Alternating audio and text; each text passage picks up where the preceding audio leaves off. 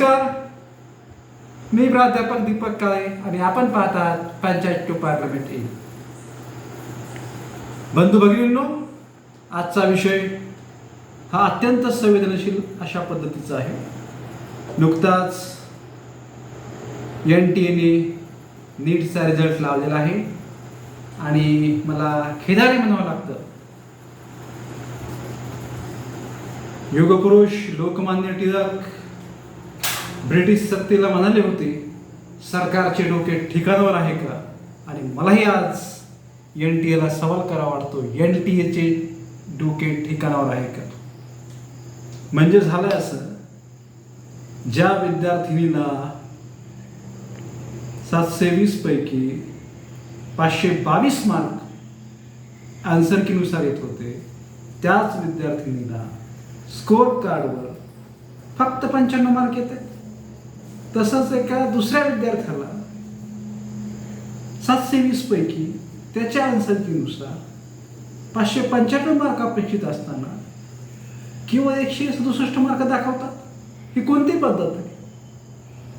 अगोदर पेपर फुटीसारखा तमाशा तुम्ही केला, तदनंतर तुम्ही रिझल्टमध्ये हा घोळ करून ठेवलेला आहे. तर मला असं विचारायचं तुम्हाला की तुमचं नेमकं डोकं ठिकाणावर आहे का?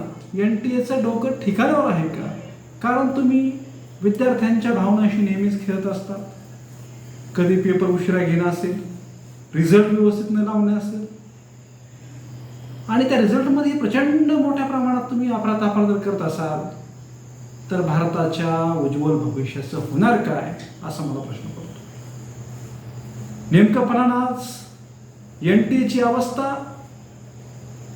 नॅशनल टेस्टिंग एजन्सी नसून ही नॉन ट्रस्टेबल एजन्सी आहे असं मला वाटतं. कारण कुठल्याच प्रकारे ह्या विद्यार्थ्यांना NTA न्याय देऊ शकत नाही. माझी शिक्षण मंत्रालयाला, भारत सरकारला, नरेंद्र मोदी साहेबांना हात जोडून विनंती करतोय मी तुम्हाला, मोदी साहेब, विद्यार्थ्यांच्या भावनांशी खेळायचं थांबवा. दुर्दैवानं आज विद्यार्थी निराशाच्या गर्तेत सापडलेला आहे. त्याला आधाराची गरज आहे आणि NTAचा गलथानपणा दिवसेंदिवस वाढतोय. हा गलथानपणा थांबवा आणि विद्यार्थ्यांना निरपेक्ष भयमुक्त वातावरणात त्याच्या परीक्षा झाल्या पाहिजेत.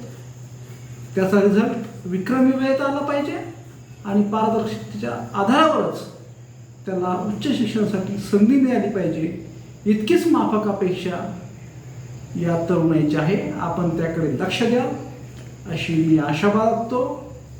आणि इथून पुढं NTA ऐवजी एखादी स्वायत्त बॉडी आपण स्थापन करावी आणि NTA हा पूर्णपणे आपण बरखास्त करावा. कारण NTAचा गलथानपणा ह्या 2024 पासून मोठ्या प्रमाणात वाढलेला आहे.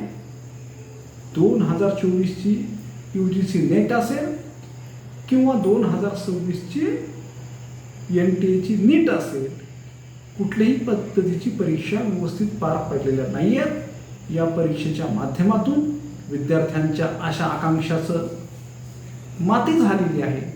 त्यांच्या स्वप्नांची माती करू नका, इतकी मी आपणास विनंती करतोय. आणि येणाऱ्या काळामध्ये एखादी स्वायत्त बॉडी आपण स्थापन करावी आणि त्या माध्यमातून विद्यार्थ्यांचं उज्ज्वल भविष्य घडवावं अशी मी आपणास विनंती करतो. मनपूर्वक धन्यवाद. पुन्हा भेटूयात पुढील भागात. तोपर्यंत नमस्कार.